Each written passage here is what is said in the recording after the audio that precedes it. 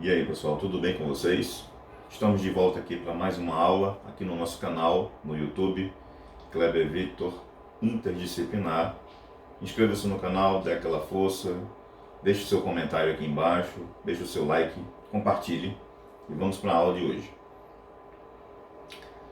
Tema de hoje, estudo do sangue e os grupos sanguíneos humanos, a primeira parte. Então observe. Vejamos aí esse recipiente laboratorial chamado tubo de ensaio, que apresenta essas marcas que podem ser numeradas e podem ser descritas com letras em ordem alfabética, ou ambas as coisas.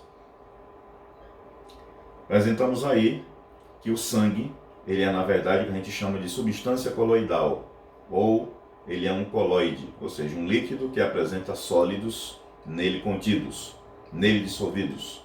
Segundo os estudos, esse coloide ele é a soma de duas partes, plasma sanguíneo, 60%, e elementos segurados do sangue, 40%.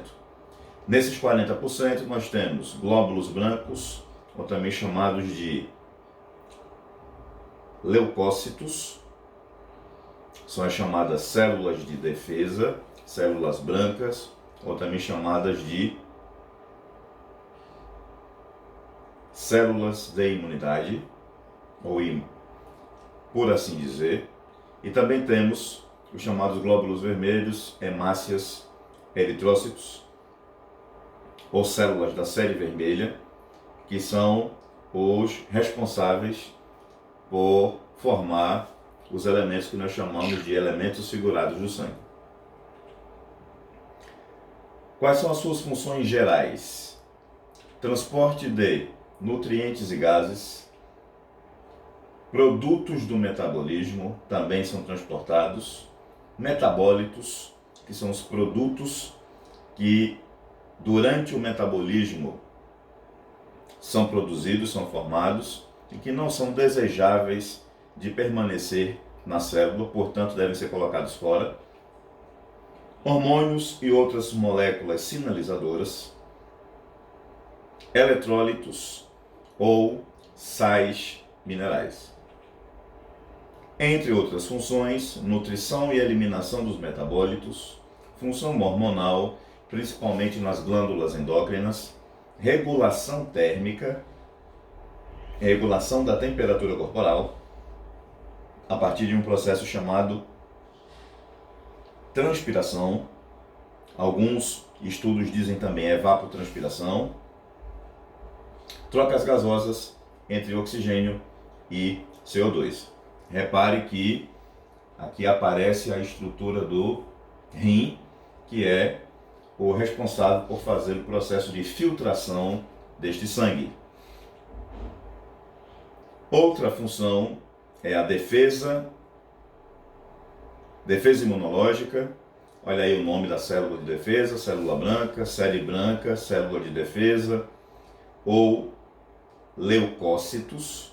E aparece aí um fenômeno interessante deste processo, onde nós temos aí a participação do vaso sanguíneo, de células que estão presentes no endotélio, que é a parte do vaso sanguíneo que permite a passagem dessas células de defesa, mas de apedese a gente vai falar especificamente em um outro vídeo, somente para falar do fenômeno do processo como um todo de diapedese, ok? Composição sanguínea, observe bem, nós temos aí um detalhamento do que é o que você está vendo na imagem. Então, no primeiro desenho, onde você tem o tubo de ensaio numerado de 1 a 10, você vê o sangue como um todo. No outro tubo de ensaio, numerado também de 1 a 10, você vê já o hematócrito, que é a separação dos elementos sanguíneos em camadas após o processo de centrifugação. Tá? Então, o tubo de ensaio é colocado numa máquina, que gira, e esse giro rápido faz com que, após a parada desse movimento, na centrífuga, os elementos figurados e o plasma sanguíneo se separem por decantação, e aí o que é mais pesado vai para baixo, que são as hemácias, e o que é mais leve vai para cima, ficando plasma sanguíneo e imediatamente abaixo os leucócitos ou células brancas ou células de defesa. Importante lembrar, hematócrito é a separação dos elementos figurados sanguíneos em camadas após o processo laboratorial de centrifugação. Para o quê? Para fazer a separação do plasma dos elementos figurados e também a contagem das hemácias, a contagem dos glóbulos brancos. Continuando na composição sanguínea, o plasma ele é formado de 90% de água, 9% de proteínas, em especial albumina, globulinas e proteínas de coagulação, aproximadamente 1% de compostos orgânicos, aminoácidos, vitaminas, hormônios e glicose. E dentro desse aproximadamente 1%, sais inorgânicos, íons e gases. Composição sanguínea das células: células vermelhas, células brancas. As células vermelhas são chamadas de hemácias, eritrócitos ou reticulócitos. E as células brancas, que são chamadas de leucócitos, são subdivididas em duas categorias, granulócitos e agranulócitos. Repare bem, plaqueta não é uma célula. Plaqueta é um resto celular. Não vamos aqui nessa aula de hoje estar falando a respeito de plaquetas. Vai ter um vídeo específico para falarmos sobre elas. Temos aí também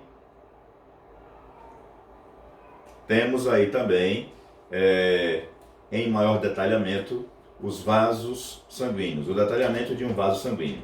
Então observe aí que nós temos aí o processo de origem das células que vão formar o sangue.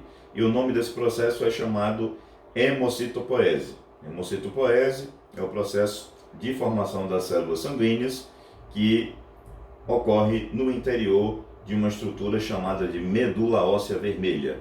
A medula óssea vermelha, ela compreende o interior de ossos, como por exemplo o crânio, a clavícula, as costelas, o osso externo, as vértebras, elementos que formam a coluna vertebral, o fêmur e a tíbia. Então é no interior destes ossos que acabo de falar, onde há produção de sangue.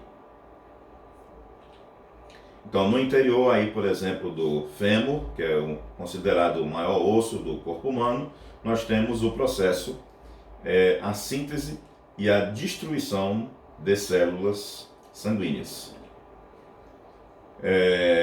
Temos aí 4 etapas do processo de formação, onde vemos que a célula sanguínea ela é considerada uma célula-tronco, porque ela tem uma potencialidade, uma autorrenovação constante. Em segundo ponto, as células progenitoras dessas células-tronco, que passam por processos de mitose sucessivos, que dão origem às células precursoras, sob a influência dos fatores de crescimento, e por fim, ponto 4, as células maduras, já com a sua atividade funcional específica ou diferenciada. E aí nós temos os chamados cordões de hematopoese. Na medula óssea vermelha, nós temos aí 4 linhagens importantes.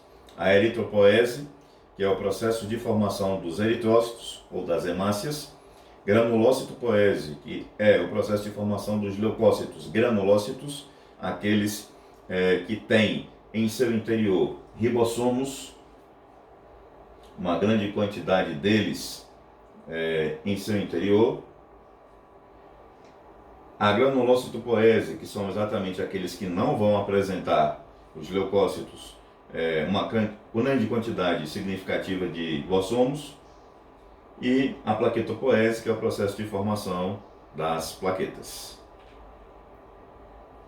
E por fim, nesse primeiro vídeo aqui, estaremos falando a respeito do estudo histológico das células sanguíneas. Uma técnica bem simples chamada esfregaço histológico. Observe, nós temos aí dois elementos laboratoriais da vidraria laboratorial, que são a lâmina e a lamínula.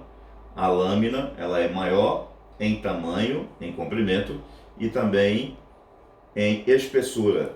É uma peça de vidro mais espessa. Enquanto você tem a lamínula, que é essa que está acima da lâmina, extremamente fina, frágil, tem que ser manuseada com muito cuidado, com luvas inclusive, porque ela é muito fácil de ser quebrada e é bastante afiada.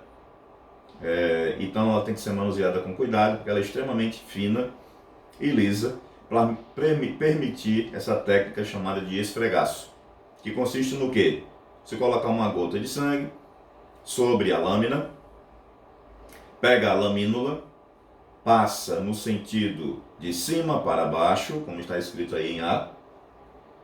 Depois que é feito isso, e que o sangue se espalha, essa gota de sangue se espalha na lâmina, você agora sobe com a lamínula no sentido contrário, para cima, e aí você tem espalhado nessa superfície da lâmina aquela gota de sangue para a verificação e a contagem das células, em especial das hemácias.